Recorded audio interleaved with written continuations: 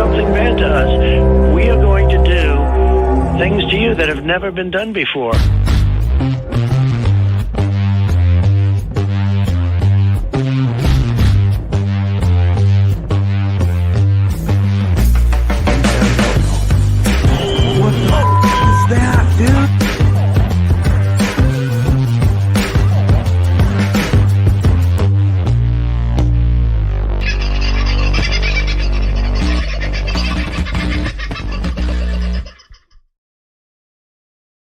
Well, howdy, folks. How you going? I hope you're having a good sort of a Friday. Yep, bit rare to see us at around midday or thereafter, but I've been trying to get to this chat with Vince all week, and one thing or another has just not led it to be able to be possible. We decided we were going to discuss it tonight in the Friday Free-for-All, but as I explained last night, that's not going to happen. So we thought we'd better try and do it today because it is about the most important thing in front of Australians right now. I'm talking about the mis- and disinformation bill. Hello to Connie. Nice to see you in. Connie, I have got your messages. I'm endeavouring to find out where the hot water system is in here. It's just time, ability, skill. I'll get there. So I apologise, and please apologise to Alan. G'day, Brett. Yeah, we are doing a midday one, but yep, it's how things are going. Andrea, Robert, Peter, nice to have you in from Penaroo. And I hope the garlic is looking good. Hello, Gay. Hope you're going well. It must be, wow, I don't know what time of the world it is where you are at the moment, but either really early or really late, I'd have thought. Jody, nice to have you in too. So there's a few of you piling in. The lovely Aussie Sue. So glad to hear that you and Dale's surgery went well. I missed it in the chat the other night. I had it starred to come back to and talk about, but for whatever reason, I never went back there. So God love you. I hope you are still recovering well and that Dale is recovering well too. So just love and prayers to you, darling. I hope things are going well. All right, let's bring on the man himself. And when I say the man himself, I really mean there really is no other man but this man when it comes to knowing very many things about the internet and how to wave. He does that really, really well. But now he does it like that. Hello, buddy. Anybody would think we practiced that. Yeah. We didn't. It's totally unrehearsed. Have no fear. I just love bringing that. For those people who maybe don't get the joke and why we laugh so much about this, Vince came up a few months ago now and gave me a helping hand here with the vehicle with my lights. He basically rewired the lighting system for the bus.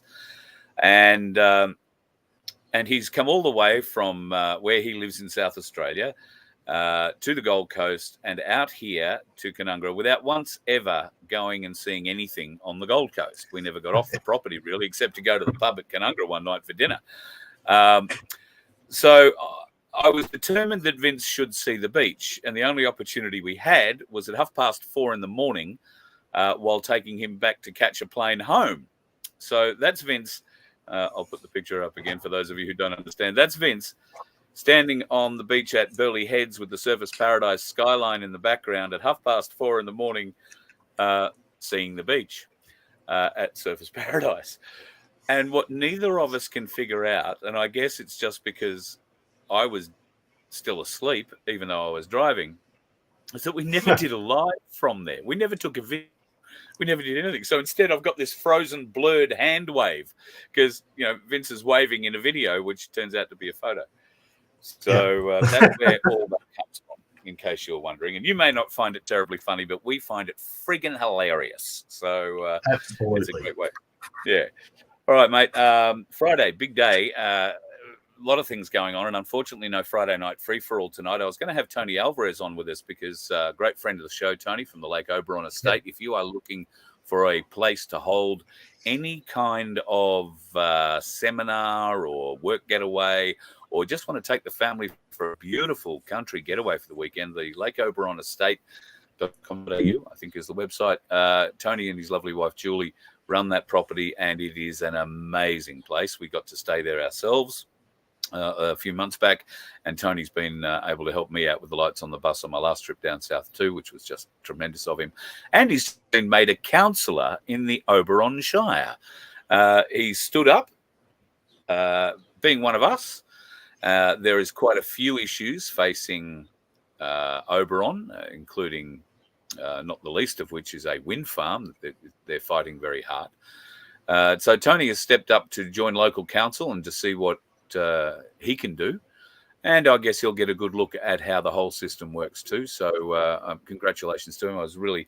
He's the kind of bloke that you want to find in your community, and maybe you are that bloke, because he wasn't that bloke. He wasn't the fellow who wanted to stand up and go on council. He's been a successful businessman. He's running a great business now that he really loves. He's out, in the fresh air, doing farming things, and resort things. It's really nice.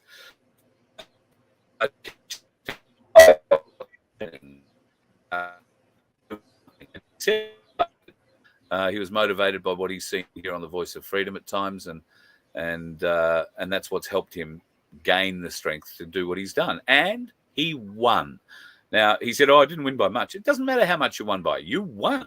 And all power to you, brother. That's an awesome thing. So what we need is more people like Tony stepping up at every level of government in this country, because right now, the ones that are governing, and I do say that in inverted commas, are putting forward legislation that is, well, I can't think of any more damaging, more dangerous legislation for people like myself and Vince, for you, because while people may not be aware, you are a very well-spoken and outspoken bloke at times. You're a very well-educated man on what's going on in the world.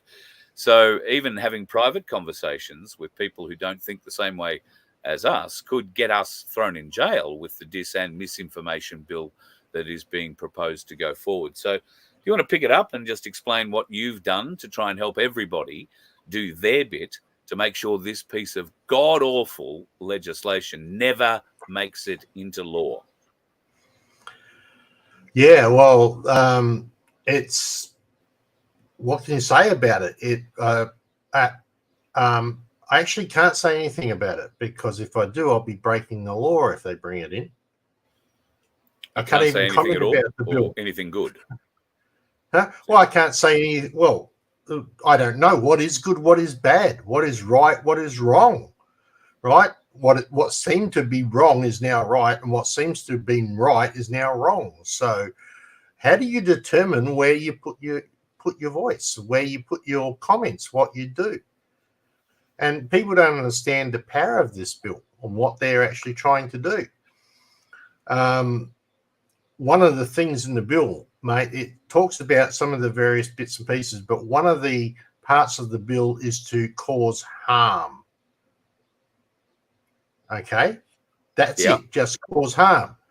A little bit later on in the bill, they give a definition of it, and I'm just going to look to the side, and it says, harm means any of the following: hatred against a group of Australian society on the basis of ethnicity, nationality, race, gender, sexual orientation, age, religion, or physical or mental disability. So, what does that mean? If I say I don't like the Jewish faith, or if I don't like Protestants, or if I don't like whatever, I've caused harm.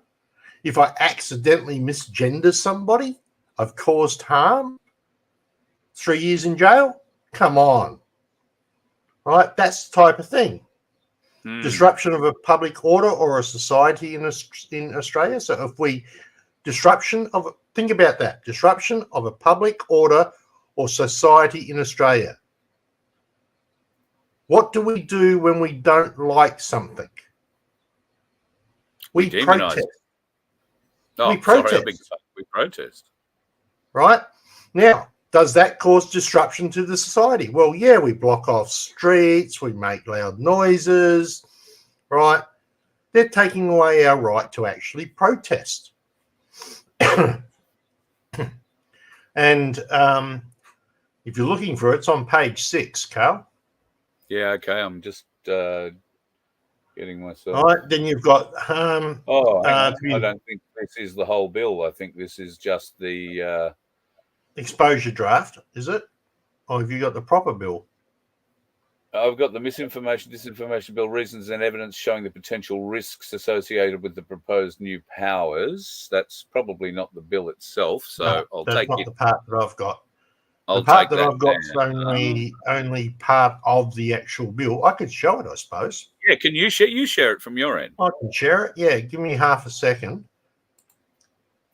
and I will go back to select. I'm just also going to bring up a Word document here, folks, that you can go and see, and Vince will explain it here in just a moment. A Word document that you can download from vofhq.com. That's this one here. And it's essentially a fill in the box, where it's highlighted, put your name, your address, town, suburb.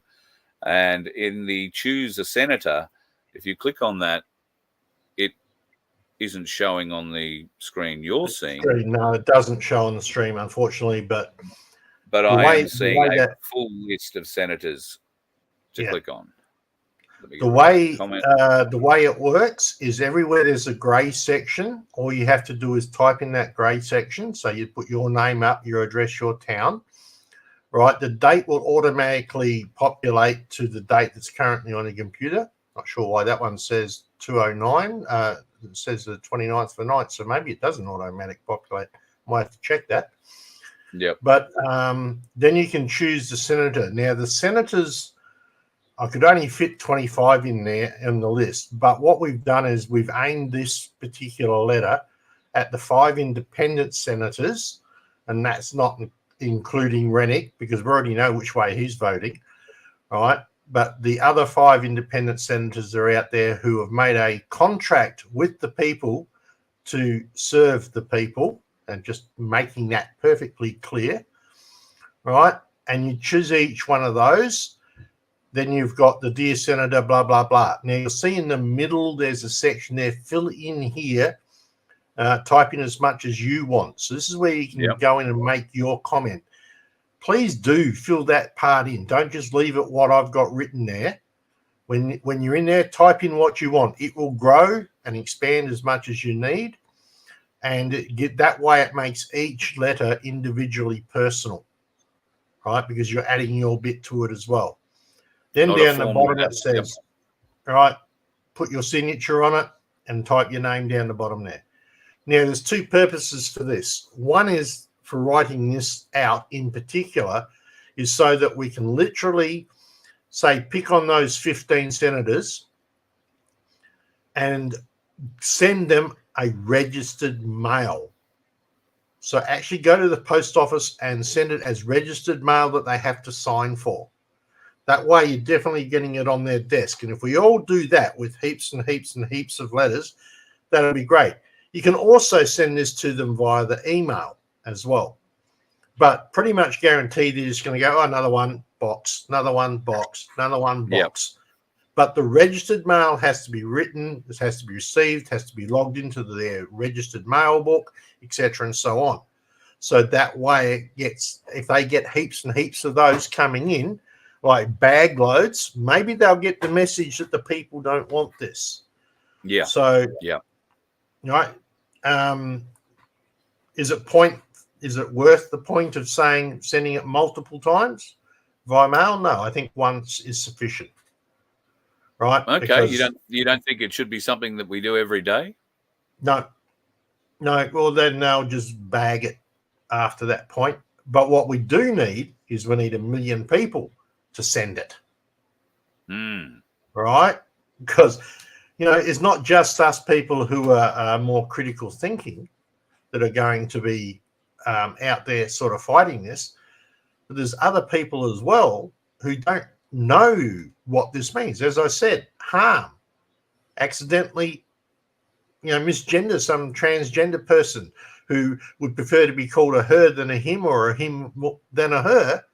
And, us old, you look at a person who's got a beard in his face and you say, oh, I'm sorry, mate, didn't mean that, man.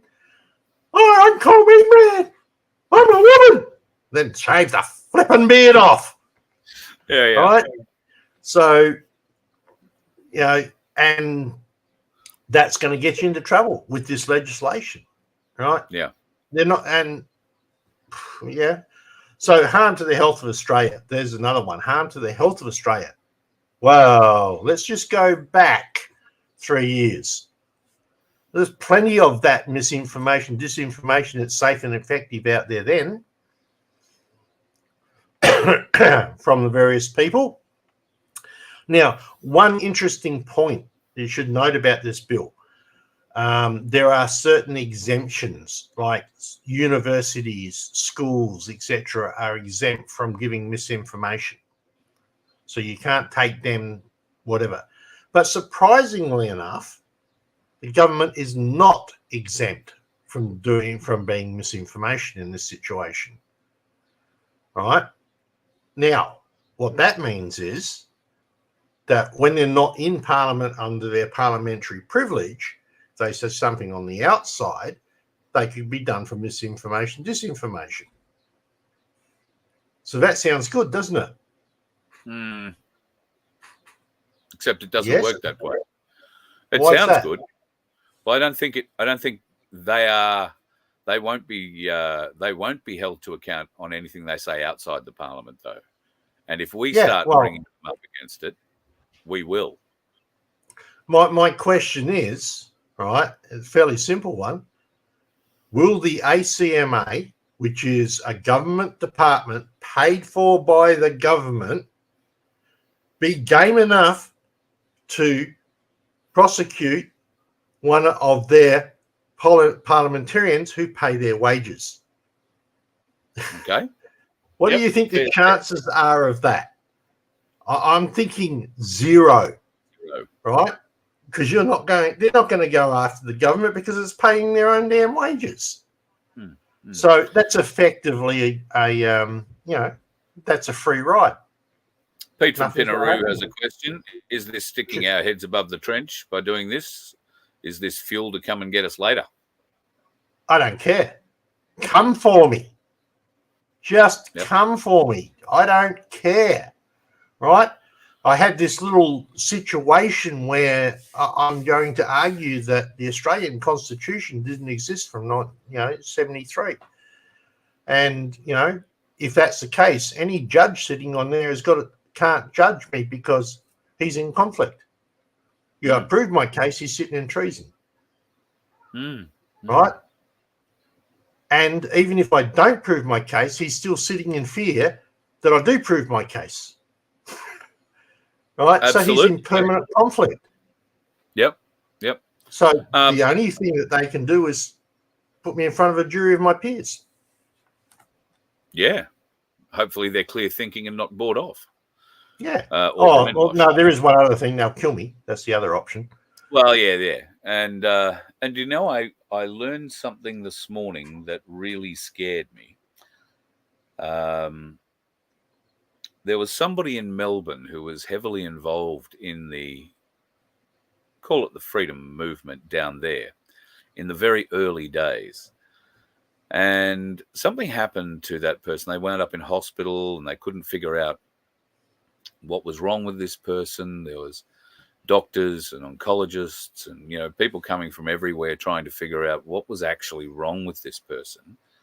And whatever was, the symptoms were, they were very severe and they were going to kill this person in a very short deal of time. And there was as it was described to me, a sort of a Dr. House moment with one young doctor who came in and did a little bit of thinking and critical thinking and eventually discovered that it was tick venom that had been used, and it had been dried into a powder or something, and somebody had walked past this guy and flicked it in his face, and he'd inhaled it or sprayed it on him, or however they did it, and it nearly killed him. Yeah, paralyzes. Yeah. So there are all sorts of very sneaky little things, and I have no doubt I don't think there's too many of us that are going to risk that at the moment, I hope. But who knows? In the next few weeks, I seriously believe the world's going to change in very dramatic ways. Oh, yeah. It's going to be very, where is it on the very VOFHQ website? It is right at the top. It's got like a nuclear explosion beside it. And let me just bring up the VOFHQ website. It was on last night's show. Cal showed it. Speak now or never is what it says. And there are links at the bottom there. Download a Misinfo Senator Independent and Greens list and a full list of Senate contacts. You can download that. And, of course, that Misinfo thing is what you download to fill in and fill your bit in too. That's a very important part of it. So share that wide and far. Share that wide and far. It's available at vofhq.com. It is just underneath the X39 link, which we have at the top because it's the easiest place for people to find it. But right under that, it's basically the top story. Speak now or never, and share it far and wide, because we need to get as many different people sending from many different email addresses as possible, so that it doesn't. And I particularly like your registered mail idea. Yep, is one of the people that watches the show religiously.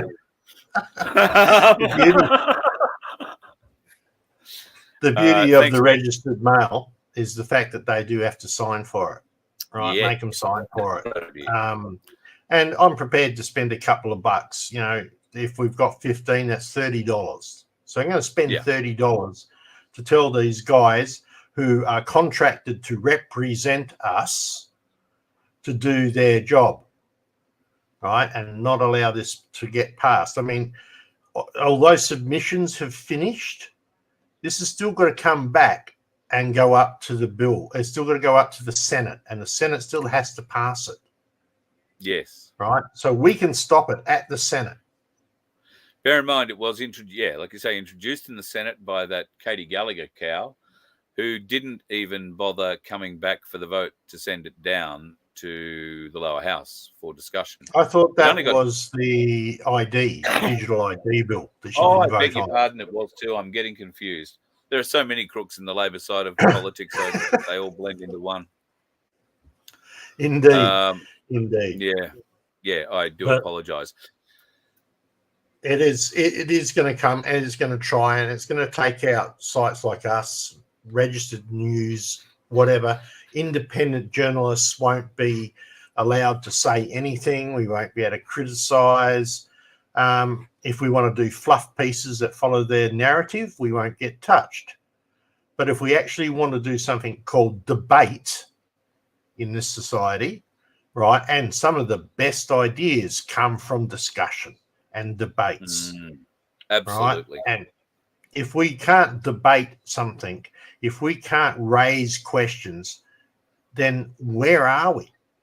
You think about what questions you might want to ask, right? Like, is it true that a computer is used to count the Senate's votes? Is there a possibility that there might be a problem with the algorithm on that? Who checks it? Just asking the question. Oh, no, there's nothing wrong with the algorithm. That's misinformation. Boom, gone. See, who draws the line? Where is the line? Who determines what is misinformation, what is not misinformation? 5 people, I believe it's 5 from the reading of the bill, inside the ACMA. Yeah. So, come on. Really? Who are government appointed. Yeah, not even elected. Yeah. Right? You want to elect someone? I'll go on that. Yeah, me too. I'm a critical thinking person. And if I think it's misinformation, I'll say it. If I make a mistake, I'll say that too. But by hell, they won't. No, they won't. So we have to stand up. If we do not stand up, then I don't know. You know, I've got, if I'm lucky, another 20, 30 years. If I'm unlucky, 2 hours. Right? But when I leave this mortal coil, right, I don't want to leave it so that my kids don't have freedom of choice. Period. Yeah. Right. Yeah. So, right, and that's one of the things I said. Like I said, come for me. I don't fear you. Right. It doesn't matter to me. I lost that fear 4 years ago. So, and as long as they can put you in fear, they've got you. The problem is when they can't put you in fear, they're screwed. So then they have to look at other options. So what's this? I'm concerned. Yes. Well, Tim's actually H2 units actually might have some work on that. I was going to Just say to let Tim's you know. Tim's H2 units would make you comply, but once again, there's a cost involved that you're going to have to go to, or buy an electric vehicle, which may or may not work for your current circumstance. And I don't think too many of them are going to work in your place, Pete, for long. I don't know, maybe one of those Tesla cyber trucks, you know. They are in Australia, I believe. I saw one. But I wonder whether or not it was ever tested in the outback. Yeah. You'd have to take a generator with you. No. Solar panels, mate. We have all the sun in the world here. Oh, hang on. Maybe not. We get a lot of cloud nowadays because the sun's hazy all the time now, isn't it? Have you seen that picture? There's a couple of videos floating around showing sunflowers that are pointing in the opposite direction to where the sun is. Yeah. What's going on there? Oh, hang on. Sorry. Don't ask that question. That's misinformation. Sorry. Don't answer that. Sorry. Don't even ask it. Sorry. My apologies. Yeah, but here's the picture. No, that picture's been photoshopped. No, well, it was actually a video, so that's even worse. Yeah, well, yeah. Oh, well, right. it's ridiculous that the danger that is faced by not just people who may have a more public profile, it's faced by anybody who wants to make a comment on Facebook or Instagram or any of the twatters or whatever they're called these days. And for those people who are so addicted to spaces, be very aware that any comment you make in there, unless you expect Elon to be able to protect you, is potentially going to run you afoul of this law as well. And you're going to wind up in jail very, very quickly. So, see, the challenge they'll have there is that with Elon will give them the middle finger, right? But that won't stop them from coming after you, right? It's a lot harder to fight a multi-billionaire, right? Or just pick on the person who made the comment in the first place and make an example of him and spread it all over the news and scare the crap out of everybody else. Right? That's what they will do. Right? Don't believe me? That's fine. I don't care. Wait and see. And I'll accept your apology afterwards, if you're allowed to apologize, because that might be misinformation. Sorry. Everything's misinformation nowadays. Right. Okay. Including potentially what you've said about the sunflowers. Apparently at some point in their life, they turn around and face the other way. I would think that'd be the point of the end of their life, wouldn't it? But maybe not. I don't know. So now is there a reason? If someone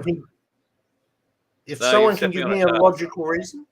Sorry, I'm talking over Carl.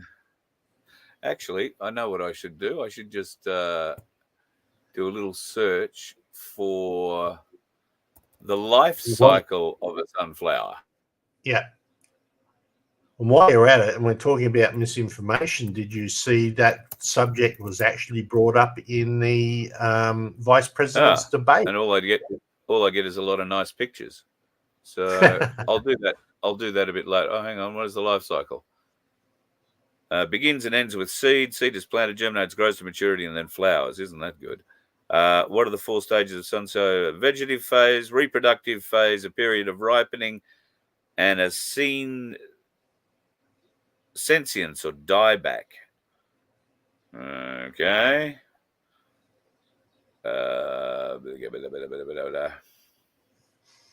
So if anybody in the chat knows, they can probably have a quick look up and say, will a sunflower turn away from the sun when it's dying or whatever? Yeah. The trouble is these were all actually very nice If we looking, don't healthy get an answer to sunflowers. this today, I'm going to find somebody who grows sunflowers. And ask them. Yeah. Yeah. Well, we don't want to give misinformation. So, yeah, that's a good thing. But as I was saying before, did you watch the vice president's debate, Carl? I've seen small parts of it. I didn't watch it live. I was actually, while it was going live, I'd forgotten it was on. I was reading the stories of Tim Walz and his deep connections to the Chinese Communist Party. Yep. Which do seem to be quite serious connections. So, interesting that came out at the time. To be honest, I didn't even click on the story today to see who won. Oh, Vance killed him. Absolutely slaughtered him. Yeah, Vance did. maybe. JD Vance slaughtered him. Well, Vince comes back to me. Did you watch Julian Assange? Yes, I did. Oh, you are moving? Very good. Yeah, I am. What I was saying was that JD Vance absolutely slaughtered him. He didn't do it nastily. He didn't do it with thing. He did it with facts. He stayed on subject. He was very nice. He came across well. He was very articulated. He even fact checked the people who were moderating, and he even called out censorship. That's what I was saying. He called out the censorship that they're doing because they asked him, did they believe that Trump lost the election or won the election in 2020? And he said, well, that's in the past. That doesn't matter. But what does matter is the current censorship that's being brought in our future. And And he went on to talk about how things were all censored there and bits and pieces. So it's not just happening in Australia, guys. The one difference is that they have a really, really good law, the First Amendment. We don't. We don't. But we still have our human rights, right? And under human rights law, we should have the right to speak. We should have the right to think. We should have the right to debate. We should have the right to criticize. And if somebody gets hurt over that, too flippin' bad. I was thinking of another word that started with F, but I didn't say it. Right? So might get a strike against us. But we have to be able to stand up and say, no, this is not on. We need to be able to get information before we get it. Are you telling us, government, that we are so dumb that we cannot disconcern or work out what may be truth and what may be fiction? Right? Are you telling us that we are that dumb? Because that's what this bill is saying. You are dumb. You will do what we tell you to do, and you will not ask questions. You will not criticize, right? You will not ridicule. You won't ridicule. You won't be able to, have a comedy session about it. You won't be able to look at it sideways.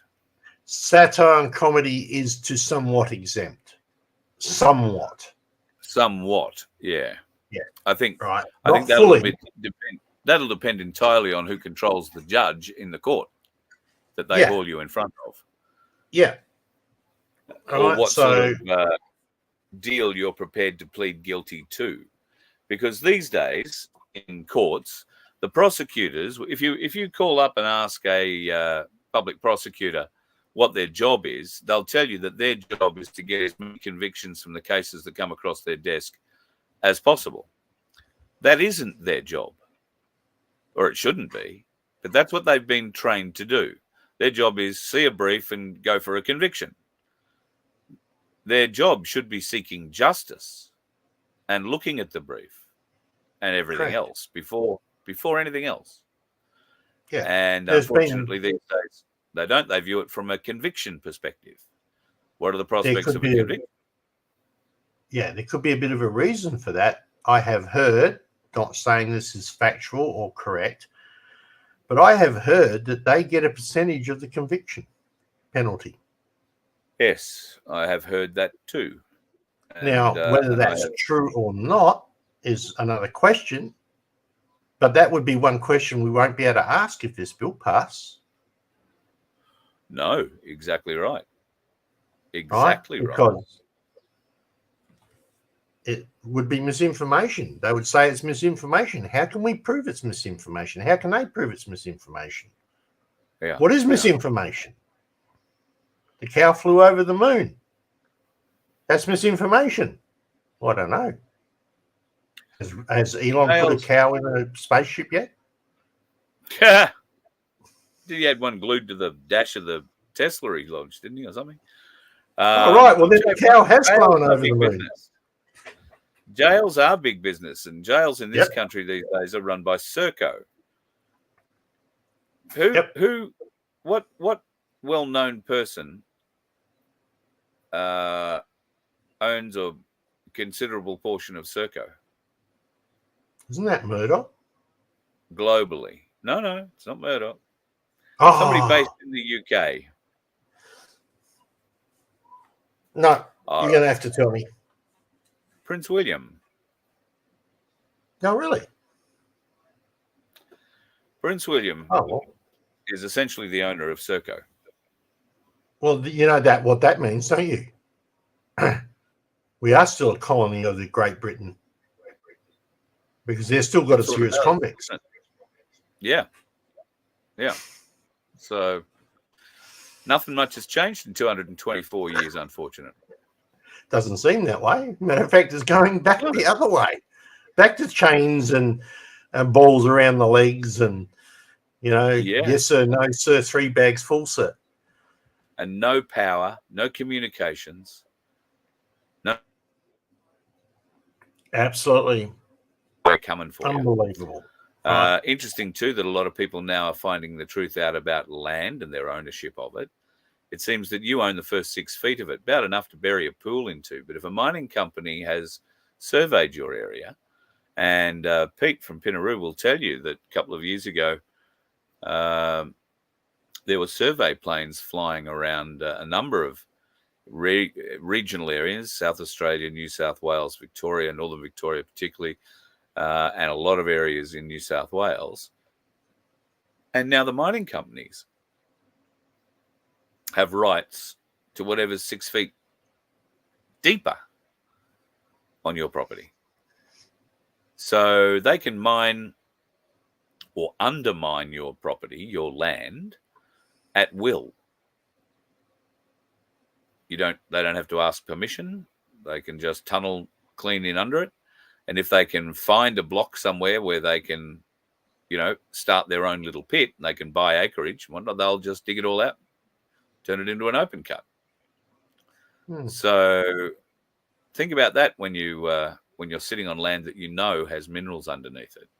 And maybe you don't know that it has minerals underneath it, because some of the areas they have been surveying and where dangerous things are happening in the public sphere just might have some really serious minerals underneath it. In Australia's case, it may be gold, or it might be something else. It could be anything from uranium to lithium to copper, could be, silver, could be anything. But your ownership. Yeah. Silver batteries. Yeah. Now, I don't know how many people are familiar with what's happened in North Carolina. There has been a tropical storm go through there. Now, it has been a devastating tropical storm. It has, and for those who aren't familiar with North Carolina, it's a fairly mountainous area, mountainous region, and towns, villages have been washed away. People are missing, obviously. Many people are dead. There are shortages of food and water and all sorts of things. And while it's starting to get better now, we're into, I think, day 3 or 4 after it. What appears to have been happening is an exact replica of what happened in Lismore and the Northern Rivers a few years ago, when they had a ginormous flood go through that area. And to this day, many people have had to move off the land. They've declassified it or classified it too dangerous, uninsurable, this, that, and the other thing. They are trying to move the population out of the area. And they are doing exactly the same thing now in North Carolina, even to the extent that the same level of bureaucratic incompetence was allowed to play out, government incompetence was allowed to play out, that appeared in the Northern Rivers during the flood period. Remember then when all the locals were getting involved and pitching in and saving people's lives? You know, there were hundreds of people who died in Lismore. They died in the ceilings of their homes where the water raised up above them in many, many, many cases. And there were volunteers going, using their own boats, their own jet skis, their own fuel, and risking their own lives to save others. And then what happens? The Australian military turn up, the police turn up, everybody turns up, and they stop the people from helping. And that's exactly what's happened in North Carolina. At the moment, the biggest thing that they need in North Carolina is helicopters, because some of these people live 20, 30, 40 miles into the mountains. And what is quite strange about this amazing tropical cyclone Helena is that it has flooded a mountain area. This is not usually something that happens. And if you have seen some of the footage of the storm as it came ashore, it doesn't look like anything I've ever seen outside of a Hollywood, CGI created twister. But this, for all intents and purposes, was very real and has torn a huge swathe through North Carolina. Now, one of the people that I follow overseas in America and lives in Florida has a helicopter. He flew up there and was helping out. I noticed that he wound up back home pretty early, and there were 12 or 14 US American Army Black Hawk like Asheville that are unable to lift off and give help because they haven't been given the order to do so yet, or the correct orders and authorization to do it. They've been on the ground for 2 days. People are dying. There are diabetics. There are people who need oxygen, who can't get it. And yet the only way of getting in there is through helicopters and dropping essential supplies and bringing out who you can. Yeah. But it seems just like the Northern Rivers, it's happening in North Carolina. Exactly the same scenario is playing out. The police are stopping media crews from gaining access to certain areas. And that's not because they don't want to see the devastation or there's a risk of looting. They don't want you to go into there for a very specific reason. And I guess we will hopefully have that shown to us in the near future. Oh, that's interesting. There was an 11-month-old baby that was rescued by one of the helicopters, right? And another 90-year-old grandmother who had only 1 day left of oxygen. And this guy went on TikTok and blew it out, and it's gone viral, which is fantastic. The other part that's interesting, and it was actually someone also commented in the chat, is that FEMA doesn't have enough money to make it through the hurricane season at all. That's interesting. Because it's all been sent overseas. So it works. I should have had a look at that this morning too. Actually, I've got Sky Glass, so I can myself going up. I should have done that this morning. Apparently, a lot of choppers now over North Carolina, so somebody must have given a big... most of them are going to be private civilians because that's what was happening beforehand. It's the same thing that happened here in Australia. How long did it take? I mean, they've got the National Guard in America. How long did it take to mobilise the National Guard? 1 hour. Yeah. 1 hour. Order goes out, they'll be in there. And they'd be in their bucket loads.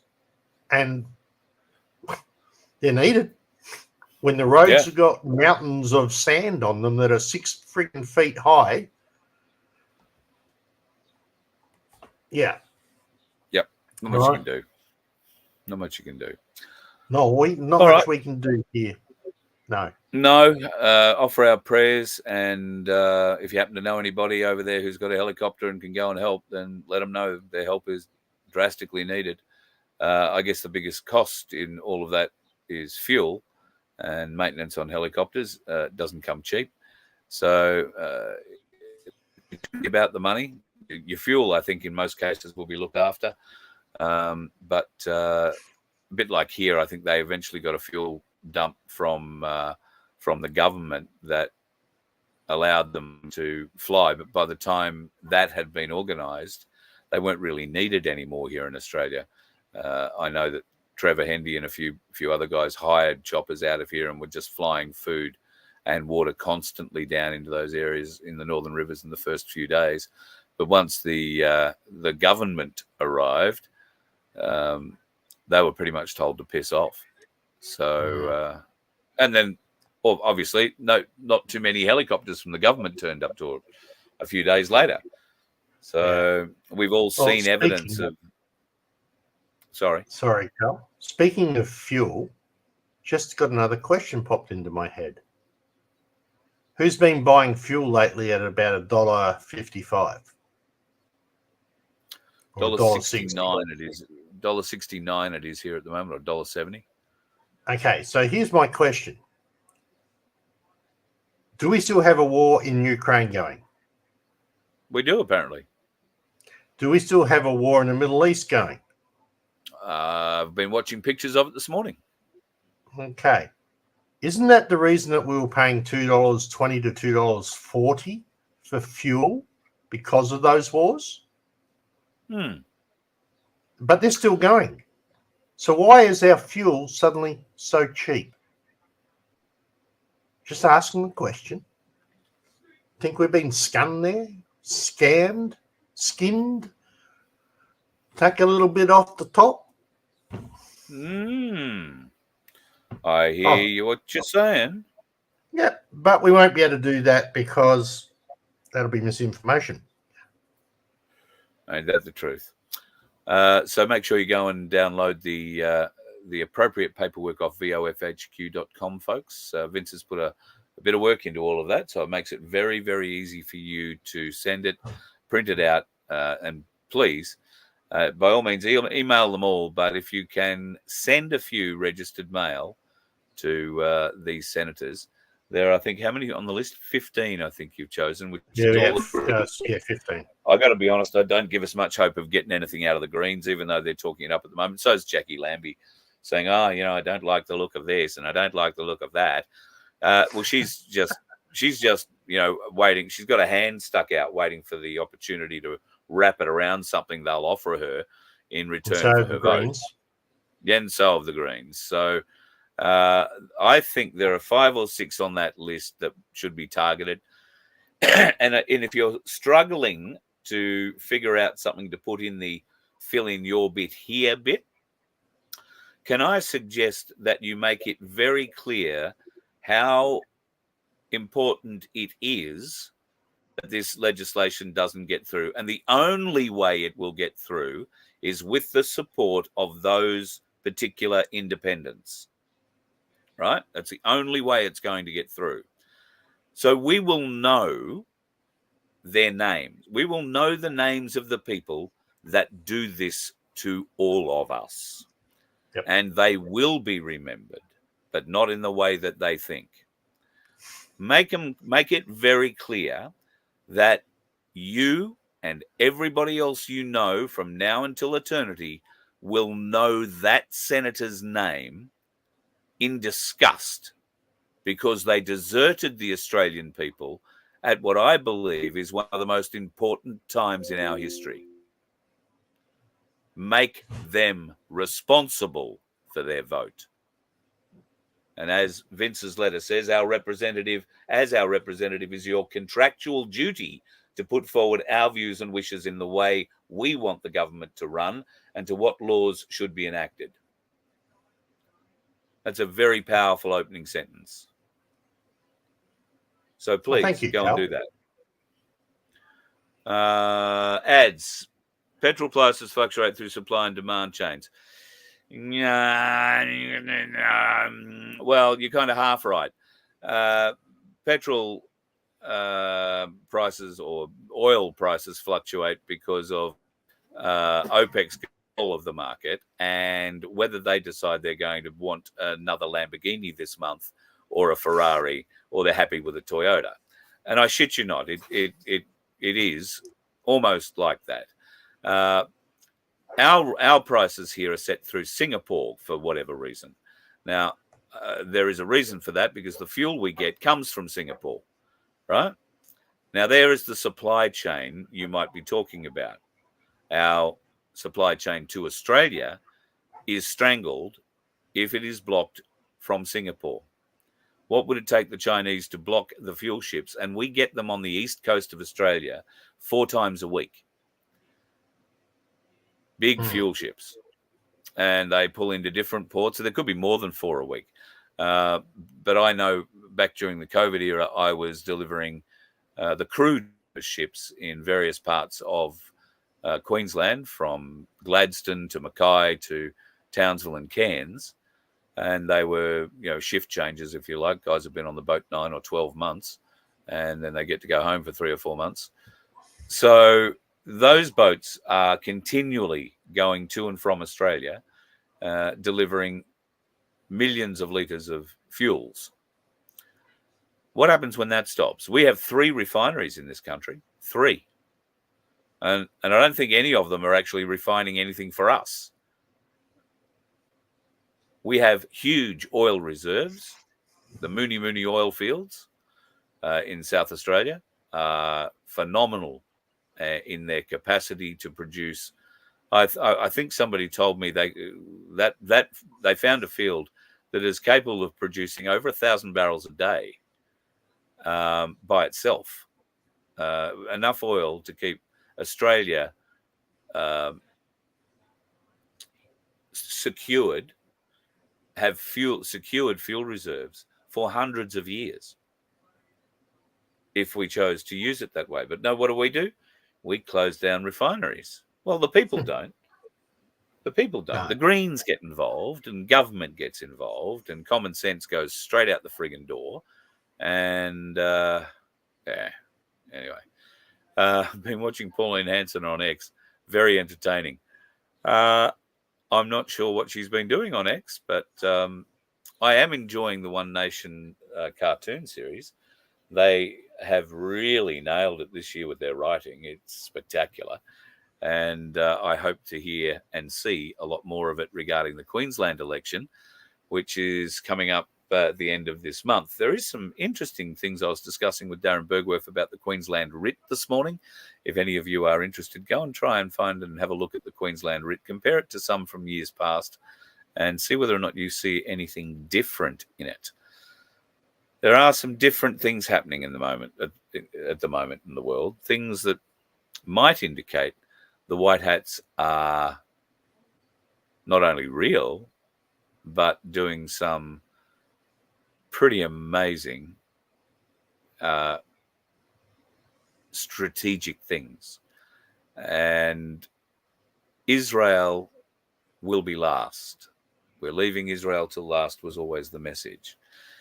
Today, I watched a video from an Iranian professor who was talking to an American journalist who was pushing forward the West's, you fired 180 ballistic missiles at Israel, they're going to fire back. And this guy was very cool, calm and collected. He said they wouldn't want to.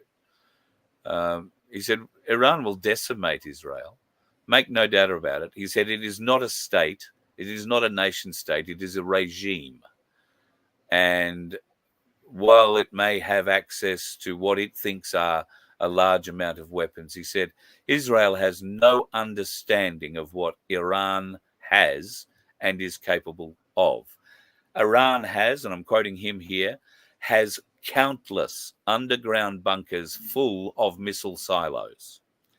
It has hundreds of thousands of missiles ready to go because they felt they needed to be able to protect themselves from America after what they'd seen America do in Iraq and Afghanistan.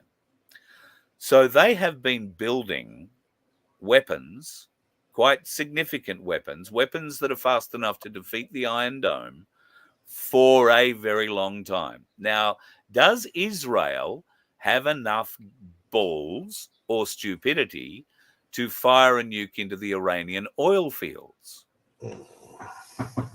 Now, that would make a very interesting proposition. Iran supplies most of its oil to China. China is a partner with Russia. Russia has a base in Syria, which the Israelis bombed in the last 24 hours. Now, sometimes people find all these things hard to link. What, do you want me to link Ukraine into this? I could probably do that too, because it's not a Ukrainian war now. It's a NATO war. Yeah. Right? It's been a NATO war all the way along. Absolutely. But now their teeth are out. So get, all that food we've been storing up, go and check the use by dates. Okay? Because some people have had it stored for 4 years. There will be stuff you might need. I also saw a message, I don't know if it was late last night, early this morning, yesterday afternoon, I don't know when I saw it, that the 10 days of darkness that we've been referring to over, the last 4 or 5 years may now be 6 days of darkness. And those 6 days of darkness are likely to extend from the end of October into early November. I still stand by my prediction there will not be an election in America on November 5. So, God, I hope there is. I honestly do hope there is. But, there is a very strong possibility. I'm not going to discount it, but I hope there is. And I hope it's a landslide victory. And you can choose which side you want it to be landsliding for, if you like. But I think. Well, speaking of white hats and things, we have some white hat merch that if anybody's after some Q hats, etc., right, send me an email and we can arrange to get them to you. So I'll be in contact. The same as we've got hoodies still available. Right, and they are great hoodies. We're going to have to get some t-shirts because it's getting into the warmer time of the year. Yeah. T-shirts and Cass wants singlets. So for the girls, she wants singlets for the girls. So we have a few. We've done nothing. There was a lady who said, I think, was reaching out to you, Vince, to help us with the merch. It came through a chat one night. And we said, and you said, it might have been last Friday, not the Friday night before. You said, oh, yes, well, you better talk to me because there's no point talking to this idiot.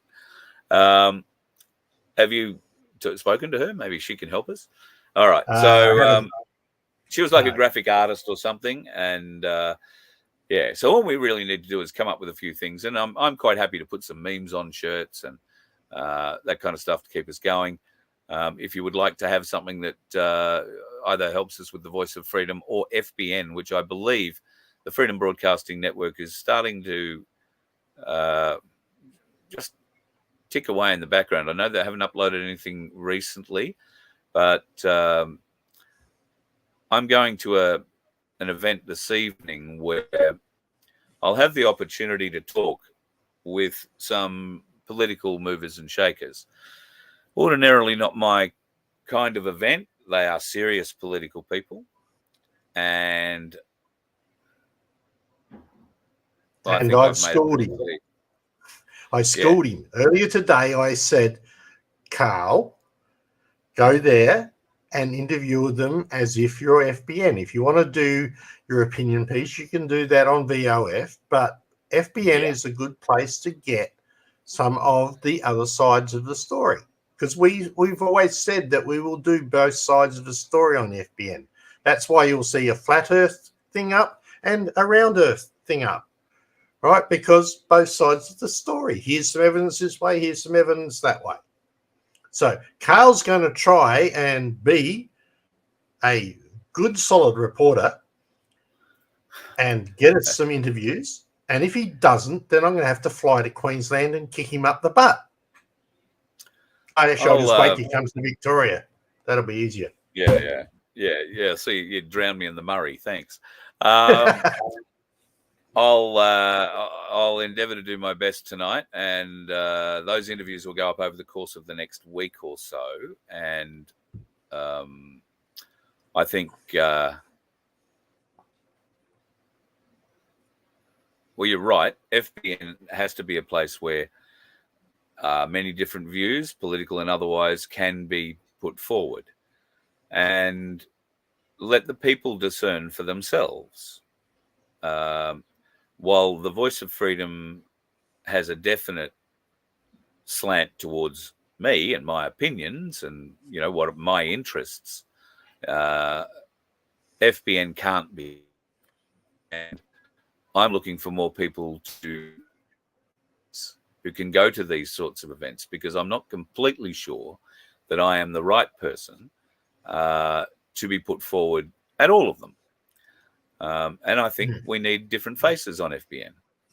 So, you know, if you were here, I'd be sending you tonight. So I think that's important. I'm worried about a bit of a cross-line confusion between Voice of Freedom and FBN.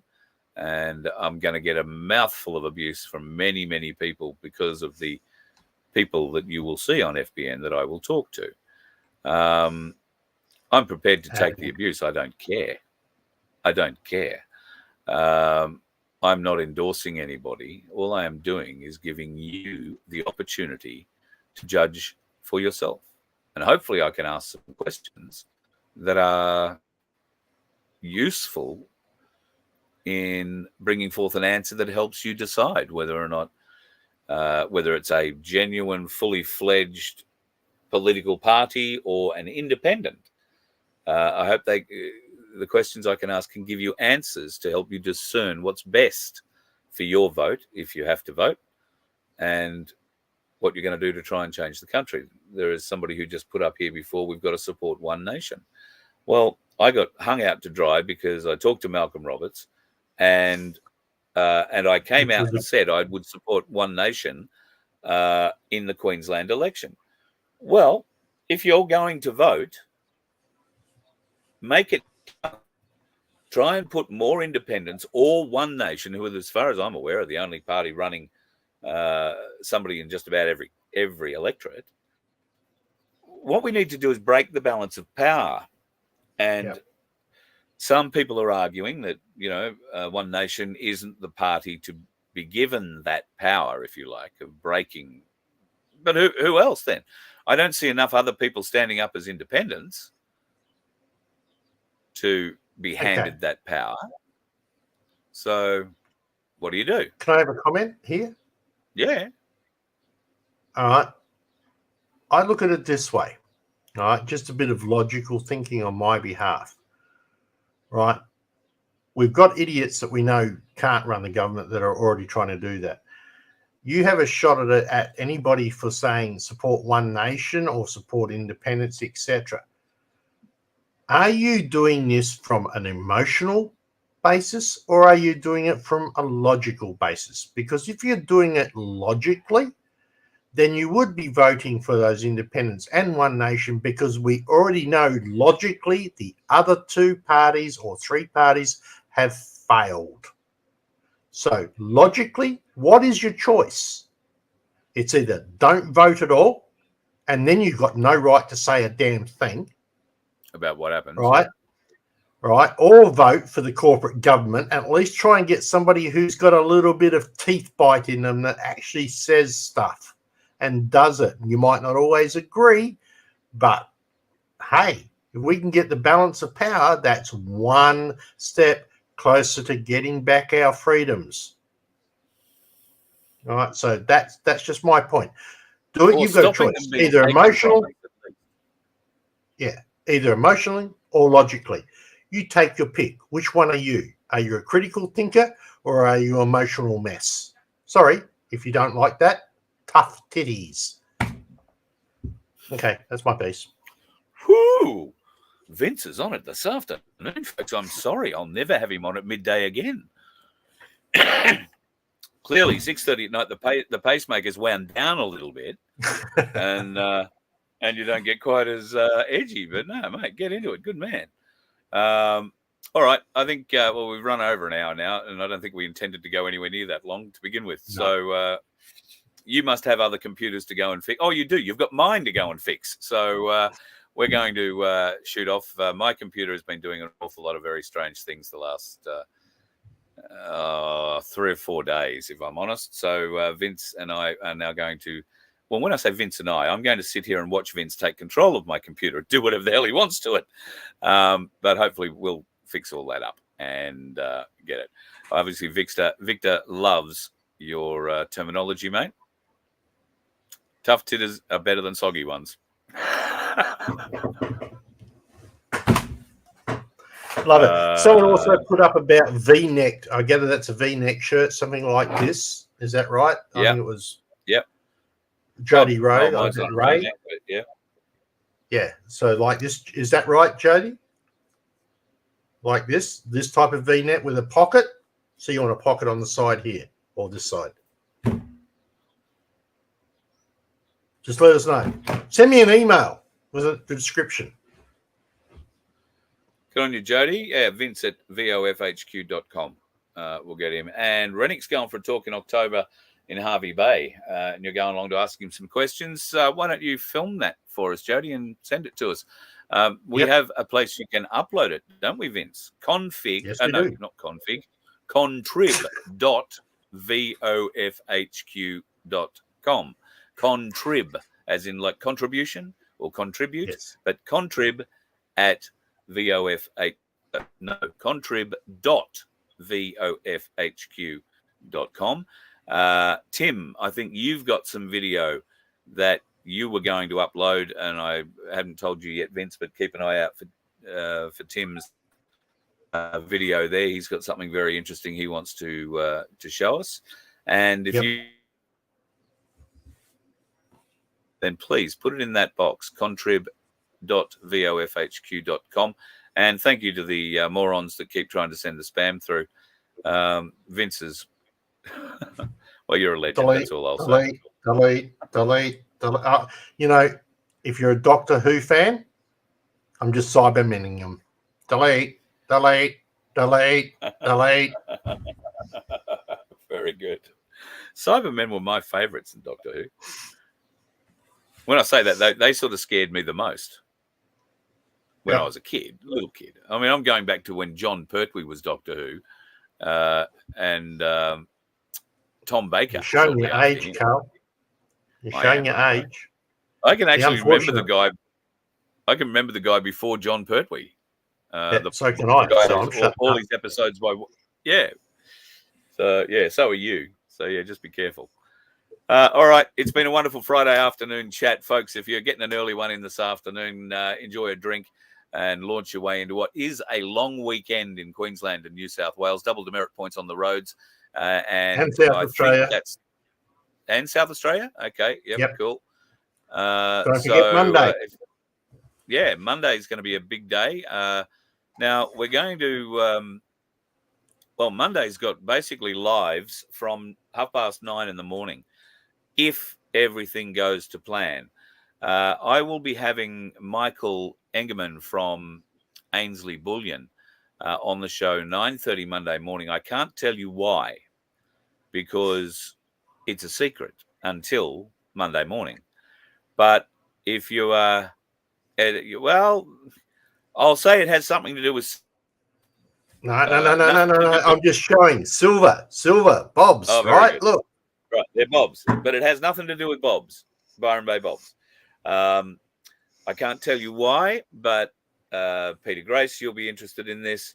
And I will also tell you that on Wednesday, I'm going up to Ainsley Bullion in Brisbane, and I'll be sitting down with a couple of their guys as we talk collectibles.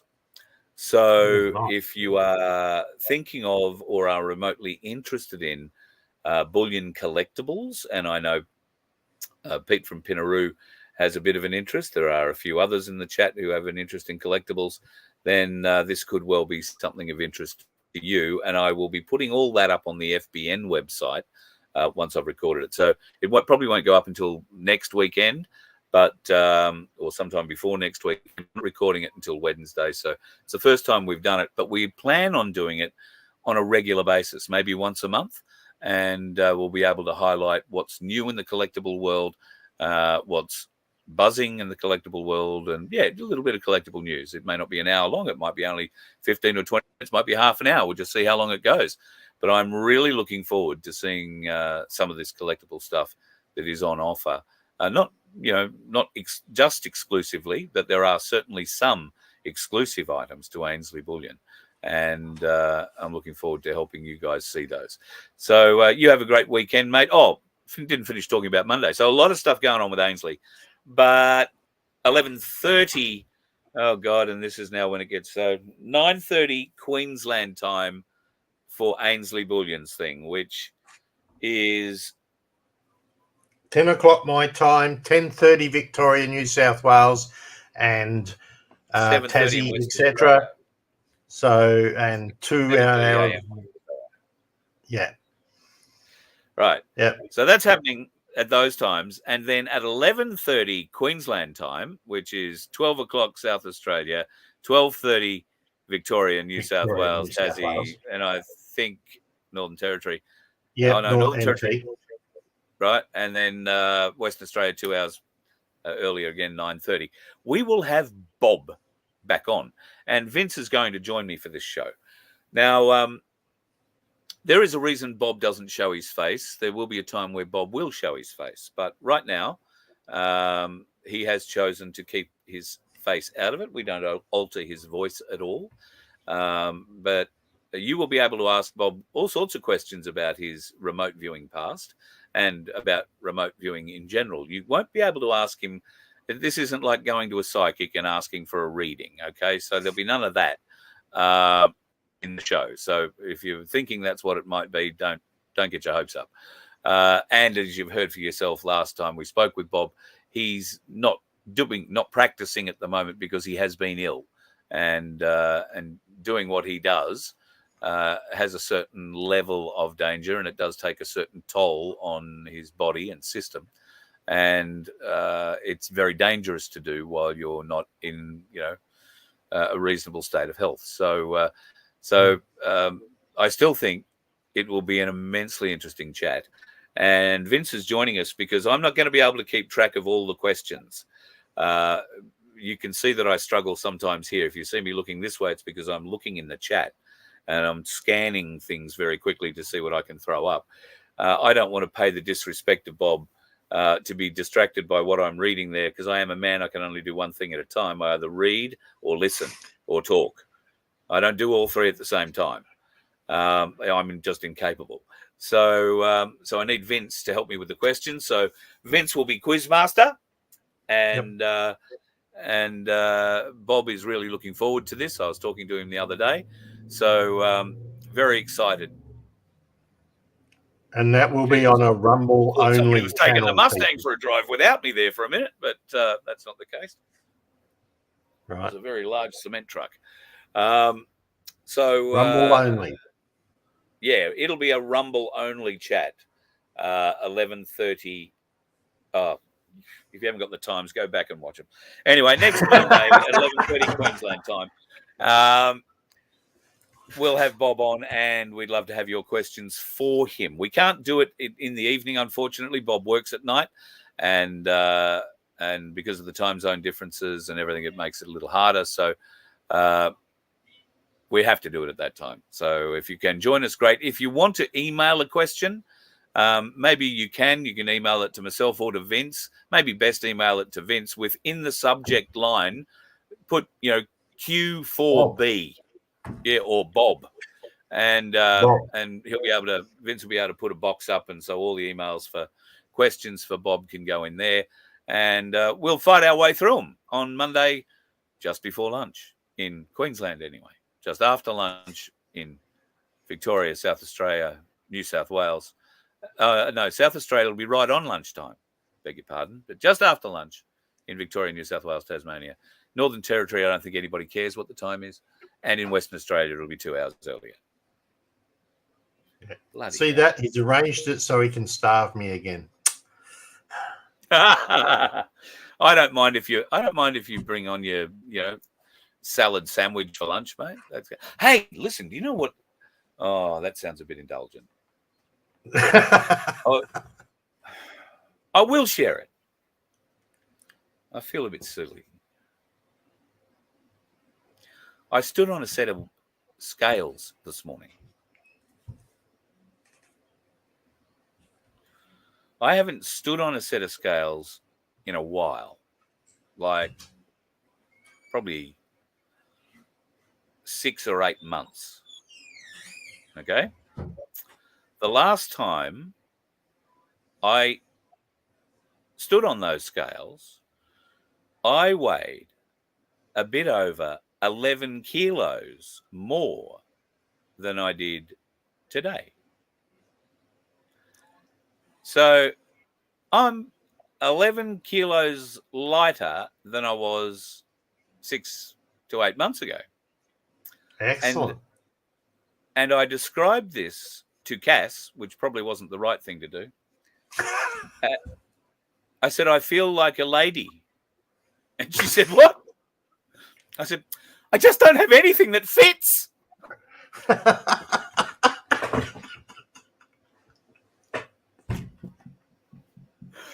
And it's the truth. If anybody would like to send me a gift of a smaller belt, that'd be great. Or a gift of enough, little cards so I can go to a store and buy one. That'd be awesome. Although I've seen some things online that I think I might try and use, these little tabs on the side.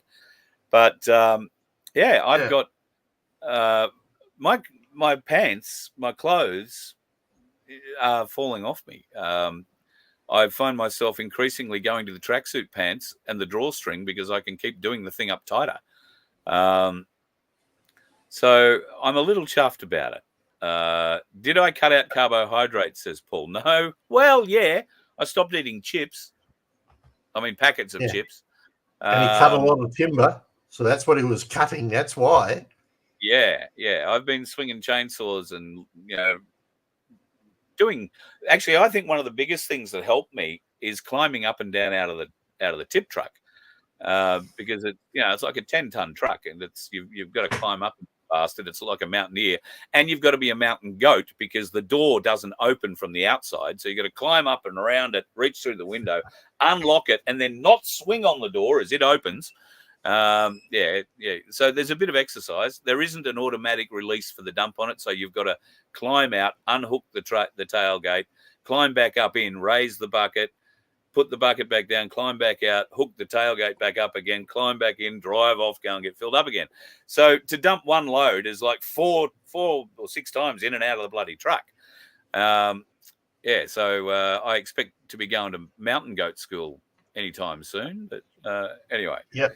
Well, I reckon that everybody, I absolutely reckon that has to give this video a thumbs up. Heaps and heaps of thumbs up. We've got to spread this news around the world. Carl lost 11 kilos. Thumbs up. Give it a like. Give it a like. Right? The more likes we get, the more it will go.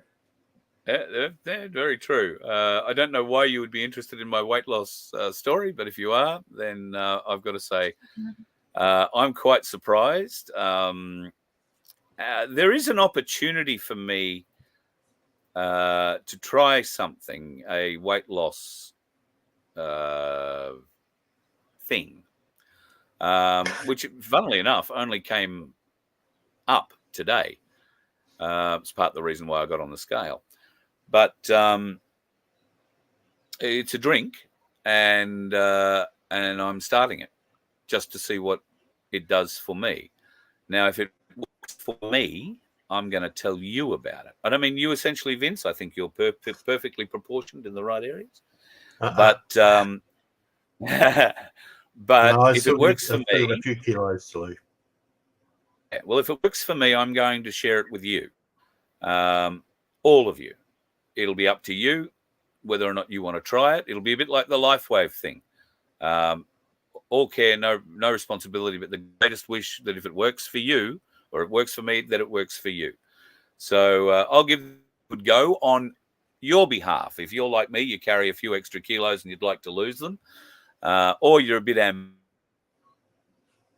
want to do the hard work, then this could be the solution for you. So I will commence this program, I think, tomorrow, and it'll go for 30 days. So we will be able to potentially judge how it goes. It's like 2 drinks a day. So I'll bring you up to date on that. I might do a little live with them in the mornings when I have my breakfast one, which will give you a bit of an idea of what it is. But if it works for you, then, or if it works for me, then I would recommend it to you. I won't recommend it to you if it doesn't work for me. How does that sound? Like a very clinical trial. All right. Well, here's one I'm happy to be part of. But yeah, thank you to everybody who said great stuff and congratulated me on my 11 kilos. It's not a great number, and to be honest, I don't know where I've lost it. I do, because my C cups now sag a bit further. There's the tough titties. Wow, maybe I need those roids, mate, because don't they give you tough titties? No. Swing the chainsaw, mate. That will do it. You'll build up the pecs across here. That'll tighten it all up. You'll be good. We'll get there. Hopefully. I reckon the only way my titties are going to rise up my chest at the moment is somebody disconnects my pecs and sews them onto my shoulder blades. But we'll see what happens. We are obviously getting too far into this show. I think we better end this before we bore our poor listeners to death. Ads has got right. Stop all the carbs, all the sugar, the coffee, milk, cookies, and no soft drinks. Well, I can tell you, I only suffer one of the things in that list. Because I'm not doing carbs. Okay. I really am. I'm lucky to eat once a day. I really am. So I try and have something for breakfast. But I didn't manage breakfast yesterday. I didn't manage dinner the night before that, or lunch that day. So last night after the show, I was very hungry and there was nothing to eat. So this is the nice thing about me where I'm living at the moment. By the time I finish the show, everything's shut. So I can't just, if I am going somewhere, it's to a servo, and I don't want to go and buy a packet of chips for dinner because I've done that before and I don't want to go back to that. So I don't eat anything. And I figure part of what I'm doing is eating myself, which is all right. I reckon I could probably go through the next 6 months just chewing on myself from the inside out. And still we have plenty of energy. So we'll see. Thank you, J1. I look better as well. I'd be lying if I didn't tell you I think the LifeWave patches have a bit to do with that.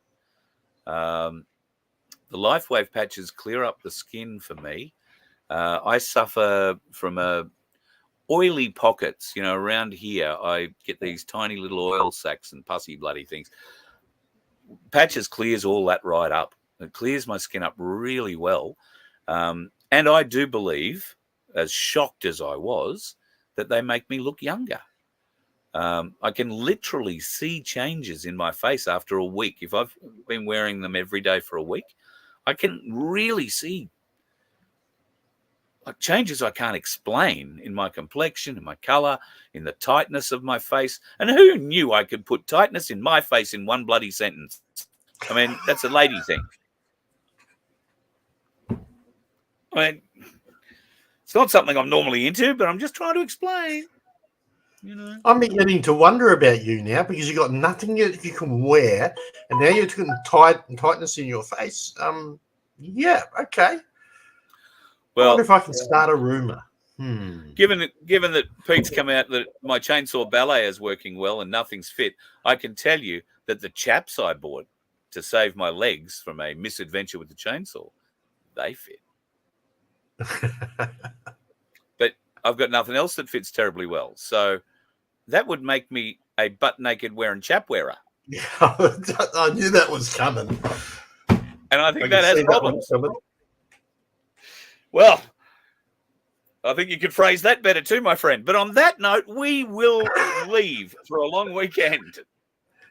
Yeah, everybody have an absolutely great weekend, guys, and enjoy it. Enjoy life, laugh, because if you don't, you'll go nuts. Ain't that the truth? And yeah, look after yourself, folks. Vincenzo, thank you so much. We will speak, well, in moments because you're going to go through my computer. Love you, man. Talk to you soon. Thanks for all everybody else. On these documents. There's the wave. We love him. He's gone. And you folks, you enjoy yourself too. Sorry, we've gone nearly an hour and a half on a day we didn't expect to do half an hour. So there you go. It's the kind of fun thing we do on public holiday weekends. Get out there, folks. Be part of it. Enjoy life. If you've got the opportunity to go fishing, I'm going to have to show. I will do a show over the weekend at some stage because Skipper Pete, Pirate Pete, I don't know what you want to call him up at Ingham. He's been out fishing with his mates. I don't know if there's a fish left in the ocean.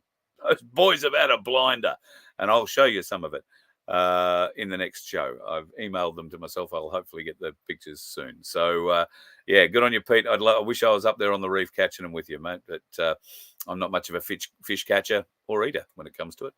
But I am not a bad driver. Hopefully you don't experience a dickhead on the road this long weekend, folks. God love you. Be safe. You let one ant stand up to us, then they all might stand up.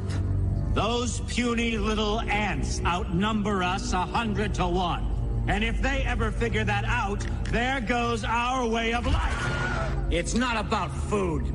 It's about keeping those ants in line. That's why we're going back. Does anybody else want to stay? Let's rock!